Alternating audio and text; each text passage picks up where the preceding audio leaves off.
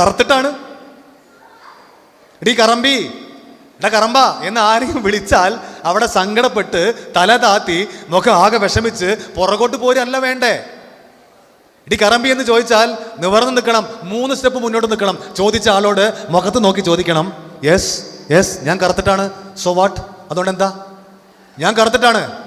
ഇടി തടിച്ചി അല്ലെങ്കിൽ ഇടാ തടിയാ എന്ന് ചോദിച്ചാൽ അവിടെ സങ്കടപ്പെട്ട് പുറകോട്ട് വരണ്ട, നിവർന്ന് ചോദിക്കണം, യെസ് ഞാൻ തടിച്ചിട്ടാണ്, സോ വാട്ട് എന്നൊന്നും ചോദിക്കണ്ട. നിങ്ങൾ പറയണം ഞാൻ തടിച്ചിട്ടാണ്. അയിന്